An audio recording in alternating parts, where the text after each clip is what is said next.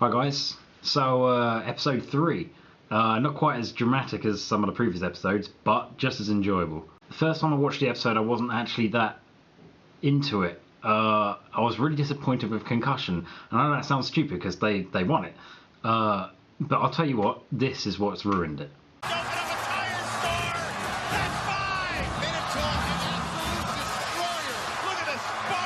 Yeah, that's right. Minotaur, or Minotaur, from BattleBots.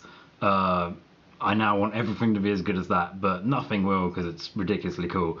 And upon second viewing of this episode, I enjoyed it a lot more. I think when my expectations weren't so ridiculously high.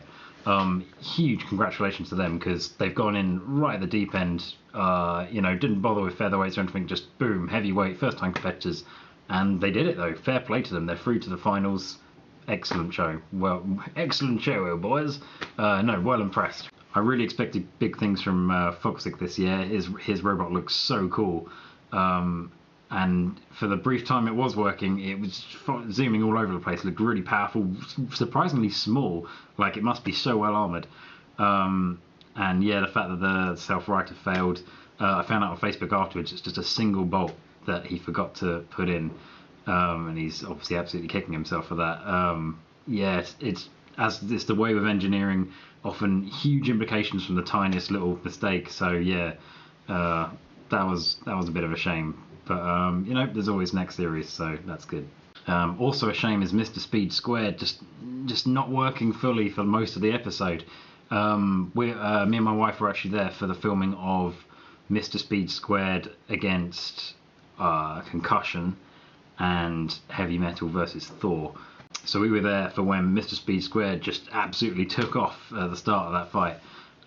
In fact, you can't see it in the footage, but we are right behind that plexiglass there. So it was right in front of us, and even though you've got the arena wall right there, we still saw it come flying. So yeah, shame it didn't work, but yeah, that flip was amazing at the start of that fight. That was really cool. When it was working though, it was spectacular. Great effect on the other robots, and that gyroscopic precession, that was bizarre, very odd to watch. It's amazing how some of the more powerful spinners now are getting that, and it's like having to sort of counteract it, or some of them, in the case of some of the American robots, using it to their advantage. Yeah, it just shows how powerful they're getting. I didn't understand Heavy Metal's weapon whatsoever. I didn't get it at all. Maybe they just never got it into play, not sure. But nevertheless, great driving in their match against Mr. Speed Squared, and I love their enthusiasm. Afterwards, they pushed Mr. Speed Squared in first. Win for Heavy Metal.